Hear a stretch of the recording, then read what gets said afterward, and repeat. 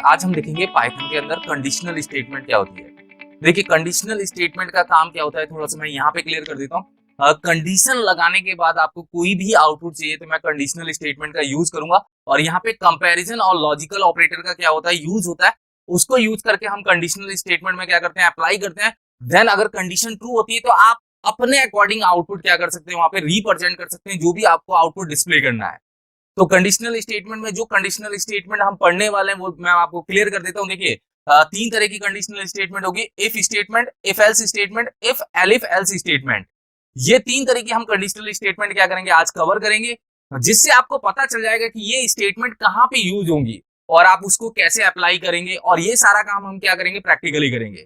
तो सबसे पहले चलते हैं हम इफ स्टेटमेंट पे। देखिए यहाँ पे लिखा है इफ स्टेटमेंट। सबसे पहले मैं इफ स्टेटमेंट बताता हूँ। इफ स्टेटमेंट में क्या होता है, देखिए इफ आता है, इफ एक पहले से रिजर्व कीवर्ड है पाइथन का, तो आपको इफ कीवर्ड का यूज करना है, और यहाँ पे आएगी कंडीशन। जो भी आपको कंडीशन देनी है, जैसे आपको इवन नंबर निकालना है या कुछ भी आपको कंडीशन देनी है, वो कंडीशन आप यहाँ पे क्या करेंगे, पास करेंगे। जैसे A equal to B, A not equal to B, इस टाइप की कंडीशन अगर आपको पास करनी है तो वो आप इफ के अंदर यहाँ पे क्या करेंगे, पास करेंगे। और यहाँ पे आता है कॉलन। कॉलन ये रिप्रेजेंट करता है कि आपका इफ क्या हो चुका है, स्टार्ट हो चुका है। और अगर ये इफ कंडीशन ट्रू होती है तो जो भी आप इफ के बीच में लिखोगे वो आपके सामने क्या हो जाएगा, एग्जीक्यूट हो जाएगा। और ये एक चीज का ध्यान रखना है कि जब भी आप इफ के अंदर कुछ लिखें तो एक टैब का स्पेस या एक स्पेस देके लिखेंगे। एक टैब का स्पेस और एक स्पेस का मतलब क्या है, मैं आपको क्लियर कर देता हूँ। क्योंकि देखिए पाइथन के अंदर कर्ली ब्रैकेट नहीं होता, कॉलन से इफ स्टार्ट होता है। अब उसको अपनी बॉडी का पता कैसे चलता है इफ को, क्योंकि आप जो इफ के अंदर लिखते हैं वो इंडेंटेशन करके लिखते हैं। इंडेंटेशन करके लिखने का मतलब जो भी कंटेंट लिखते हैं वो एक टैब की स्पेस या स्पेस के साथ में लिखते हैं। अगर आपने यहाँ पे स्पेस के साथ में कुछ लिखा तो अंदर वाली जितनी भी लाइन होगी सबके स्पेस क्या होनी चाहिए, बराबर होने चाहिए। ऐसा नहीं है कि आपने एक टैब का स्पेस दिया पहली लाइन को, और मान लो आप दो स्टेटमेंट प्रिंट करा रहे हैं इफ की बॉडी के अंदर, तो दोनों लाइन के स्पेस का इंडेंटेशन क्या होना चाहिए, बराबर होना चाहिए। तो ये मैं आपको क्या करूंगा, करके दिखा दूंगा, जिससे चीजें क्या हो जाएंगी, क्लियर हो जाएंगी। देखिए इफ, ये ध्यान रखिए, इफ में लॉजिक ये है कि अगर आपकी कंडीशन ट्रू हुई तो आपके पास आउटपुट आएगा, नहीं ट्रू हुई तो कोई भी आउटपुट आपके पास डिस्प्ले नहीं होगा। तो यहाँ पे देखिए एक एग्जांपल भी दे रखा है मैंने। यहाँ पे एग्जांपल के लिए क्या किया, एक वेरिएबल लिया है a इक्वल टू 10, और यहाँ पे इफ a मॉडुलस 2, मतलब मैं मॉडुलस निकाल रहा हूँ कि इसका रिमाइंडर अगर इक्वल टू 0 है तो प्रिंट क्या हो जाएगा, आपके पास इवन नंबर। अगर मैं ये प्रिंट इस इफ के पास में यहाँ पे सीधे स्टार्ट कर दूंगा तो ये एरर दे देगा। जो मैं प्रैक्टिकली करूंगा तो वहां पे आपको क्या कराऊंगा, क्लियर कराऊंगा। अभी के केस में ये क्या है, कंडीशन ट्रू है और आपके पास क्या मिलने वाला है, इवन नंबर मिलने वाला है। अगर ये कंडीशन फॉल्स होती तो इफ आपको कोई भी चीज रिटर्न नहीं करता। इफ का ये कंडीशन वाला पार्ट जब तक ट्रू नहीं होगा तब तक ये अंदर वाला आउटपुट आपको डिस्प्ले नहीं होगा। तो सबसे पहले हम इफ स्टेटमेंट का क्या करते हैं, प्रैक्टिकली करते हैं। जब हम प्रैक्टिकली करेंगे तो इसके आगे वाले पार्ट को क्या करेंगे, समझेंगे। तो चलिए हम प्रैक्टिकली पार्ट स्टार्ट करते हैं, जिससे आपको समझ में आएगा कि आप इफ स्टेटमेंट को कहां पे यूज। मैं एक काम करता हूं, मैं एक यूजर से इनपुट ले लेता हूं। यहाँ पे इनपुट लेने के लिए मैं ए नाम का एक वेरिएबल ले लेता हूं, इंट में कन्वर्ट कर देता हूं और इनपुट ले लेता हूं। इवन नंबर वाला ही देखना है और मैं यहाँ पे एंटर द वैल्यू कर देता हूं, और यहाँ पे मैं इफ कंडीशन लगाता हूं। देखिए इफ कंडीशन लगाने के लिए एक चीज का ध्यान रखिए, यहाँ पे लिखना है इफ ए, जो आपका वेरिएबल है मॉडुलस 2, मतलब इसका जो भी आंसर है अगर वो डबल इक्वल टू 0 के बराबर है, मतलब इक्वल टू क्या है, 0 के बराबर है, तो ये कंडीशन ट्रू होगी। और प्रिंट आप यहाँ पे कर देंगे कि ए आपका क्या है, इवन नंबर है।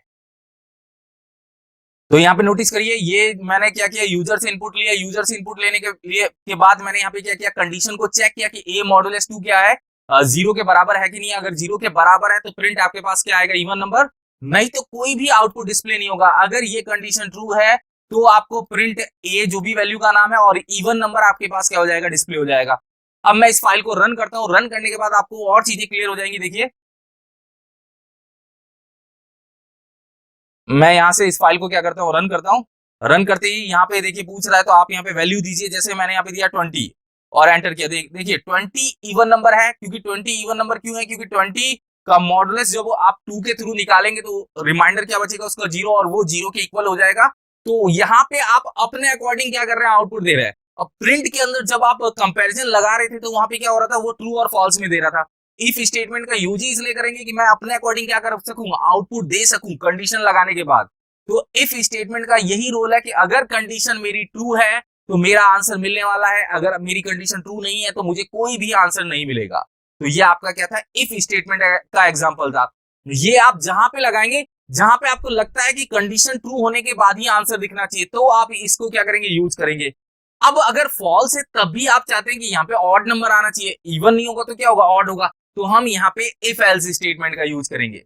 इफ एल्स स्टेटमेंट में क्या होता है, या तो इफ अगर ट्रू है तो इफ का आंसर आएगा, अगर इफ ट्रू नहीं है तो आपके पास किसका आंसर आएगा, एल्स का आंसर आएगा। मतलब दोनों में से एक आंसर तो आपके पास आएगा ही आएगा। एक बार मैं इसको क्या करता हूं, आपको समझा देता हूं इफ एल्स, फिर हम उसको भी क्या करेंगे, प्रैक्टिकली समझेंगे। देखिए यहाँ पे लिखा हुआ है इफ एल्स स्टेटमेंट को हम समझते हैं। देखिए इफ एल्स स्टेटमेंट में देखिए इफ तो रहेगा ही रहेगा, ये ध्यान रखना, इफ तो रहेगा ही रहेगा। इफ का क्या होता है, एल्स होता है। तो यहाँ पे इफ कंडीशन लगाई, अगर कंडीशन आपकी क्या है, ट्रू है, ठीक है, तो यहाँ पे स्टेटमेंट एग्जीक्यूट हो जाएगा आपके सामने इफ वाला। अगर कंडीशन ट्रू नहीं है तो वो एल्स में जाएगा, जो भी आपने एल्स में लिखा होगा वो आपके सामने क्या हो जाएगा, डिस्प्ले हो जाएगा।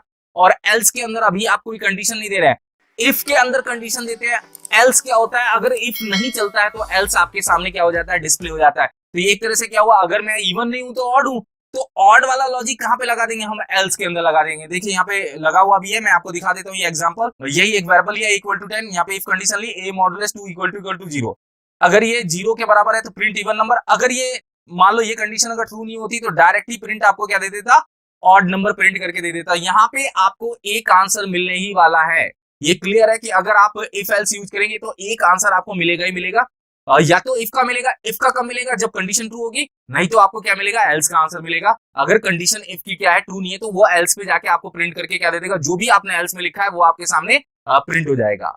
तो यहाँ पे हम क्या करेंगे, इसको प्रैक्टिकली करके समझेंगे, जिससे चीजें आपके पास क्या हो जाएंगी, क्लियर हो जाएंगी। देखिए क्योंकि इफ तो रहेगा ही रहेगा, ये क्लियर है। यहाँ पे आप इफ को रखोगे, इफ के साथ में यहाँ पे आप क्या रखोगे, एल्स को रखोगे। एल्स कॉलन, कॉलन लगाना भूलना नहीं है। कॉलन से क्या होता है, इफ स्टार्ट होता है और यहाँ पे जो भी आपको लिखना है लिख देंगे, जैसे ए ऑड नंबर है।